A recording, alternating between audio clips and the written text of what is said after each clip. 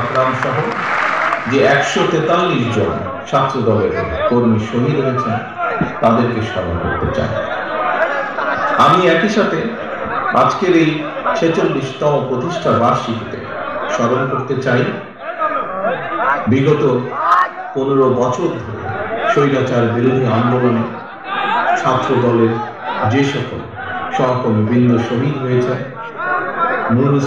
Nuruzzaman Johnny সহ, নুরুল আলম নুরু সহ হাজারো শত শত হাজারো সহকর্মী বৃন্দ যারা শহীদ হয়েছেন, গুম হয়েছেন, খুন হয়েছেন, তাদেরকে স্মরণ করতে চাই শ্রদ্ধা।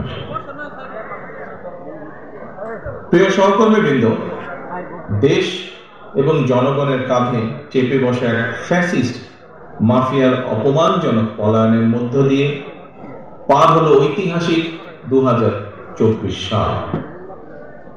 নিরাপদ সমৃদ্ধ বাংলাদেশ গড়ার এক অপার সম্ভাবনা নিয়ে আর একটি নতুন বছরের যাত্রা শুরু হলো আজ থেকে।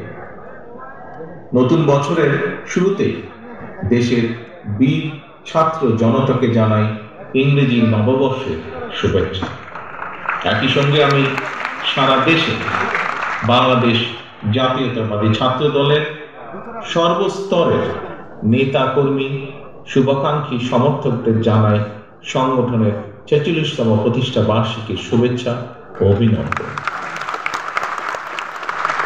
ছাত্র দলের প্রতিষ্ঠা বার্ষিকীর এই শুভ লগ্নে আমি বাংলাদেশের স্বাধীনতার ঘোষক, বাংলাদেশ জাতীয়তাবাদী ছাত্র দলের প্রতিষ্ঠাতা এবং আদর্শিক নেতা শহীদ রাষ্ট্রপতি জিয়াউর রহমানের একটি উক্তি বিশেষভাবে স্মরণ করতে চাই। দেশের শিক্ষা ব্যবস্থাকে আধুনিক, কর্মমুখী এবং সময়োপযোগী করে গড়ে তুলতে স্বাধীনতার ঘোষক শহীদ জিয়া বলেছিলেন, উৎপাদনমুখী শিক্ষা ব্যবস্থায় আমাদের লক্ষ্য। সেই লক্ষ্য অর্জনে শিক্ষা, ঐক্য, প্রগতি স্লোগান নিয়ে 1979 সালে 1 জানুয়ারি থেকে জাতীয়তাবাদী ছাত্র দলের গৌরবময় পথ চলা শুরু হয়েছিল। আজকের যারা আলোচক বৃন্দ ছিলেন, বিশেষ করে জাতীয়তাবাদী ছাত্র দলের যে সকল নেতৃবৃন্দ এখানে বক্তব্য রেখেছেন, সবার বক্তব্য থেকে একটি কথা বেরিয়ে এসেছে, সেটি হলো নানা চড়াই উতরাই পেরিয়ে বাংলাদেশ জাতীয়তাবাদী ছাত্র দল বর্তমানে দেশের ছাত্র সমাজের সবার কাছে জনপ্রিয় সংগঠনে পরিণত হয়েছে। প্রিয় সহকর্মীবৃন্দ, জাতীয়তাবাদী ছাত্র দলের জন্মলগ্ন থেকে আজ পর্যন্ত যারা এই সংগঠনের জন্ম ও বিকাশের সঙ্গে জড়িত ছিলেন, যাদের ত্যাগ, তিতিক্ষা, শ্রম, ঘাম, মেধা বা মননে এই সংগঠনটি সারা দেশের শিক্ষার্থীদের মধ্যে এবং জনমনে একটি ইতিবাচক ভাবমূর্তি প্রতিষ্ঠা করতে সক্ষম হয়েছে, আমি ছাত্র দলের প্রতিষ্ঠা বার্ষিকীর এই দিনে সেই সকল নেতা কর্মী সমর্থকদেরকে গভীরভাবে স্মরণ করছি, বিশেষ করে তাদের ভূমিকাকে। ছাত্রদলের প্রিয় ভাই বোনেরা, হাজারো ছাত্র জনতার সীমাহীন আত্মত্যাগ আর তেজদীপ্ত সাহসী ভূমিকার কারণে মাফিয়া চক্রের পলায়ন এবং পতনের পর বর্তমানে বাংলাদেশ আবার এক বিপুল সম্ভাবনার দ্বার প্রান্তে দাঁড়িয়েছে।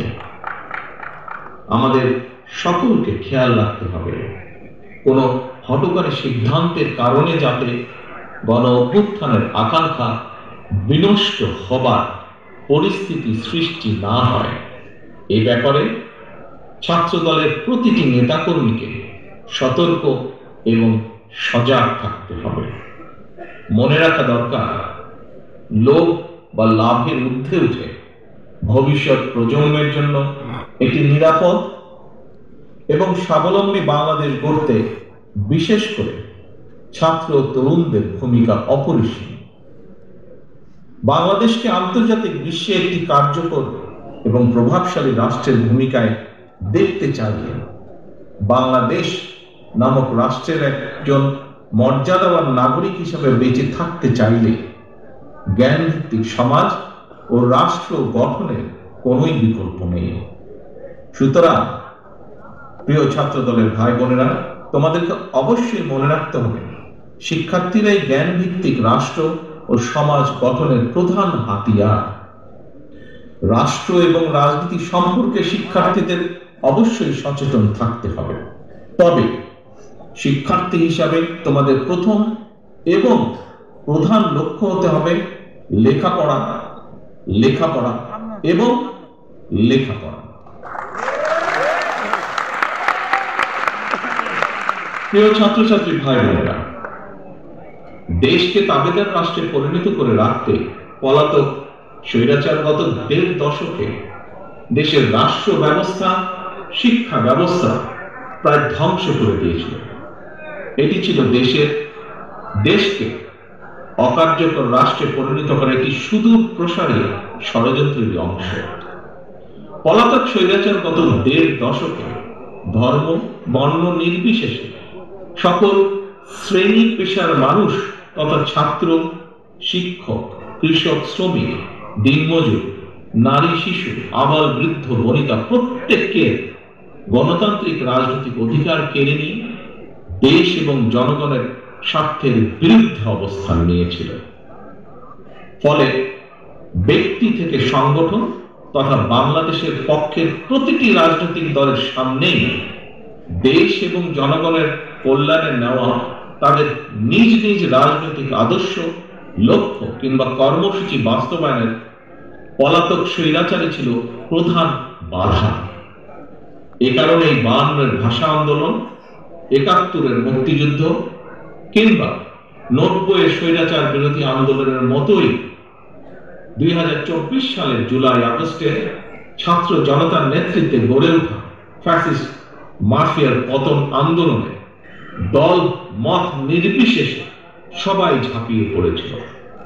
ছাত্র জনতার রক্তক্ষয়ী আন্দোলনে মাফিয়া স্বৈরাচার দেশ ছেড়ে পালিয়ে যেতে বাধ্য হয়েছিল। অবশেষে মাফিয়া প্রধানের পালিয়ে যাবার পর প্রতিটি রাজনৈতিক দলের সামনেই এবার জনগণের কাঙ্ক্ষিত একটি বৈষম্যহীন গণতান্ত্রিক মানবিক দেশ গড়ার পালা। এই লক্ষ্য বাস্তবায়নের উদ্দেশ্যে রাজনৈতিক দলগুলো এখন জনগণের সামনে যার যার দলীয় আদর্শ, কর্মসূচি উপস্থাপন করবে।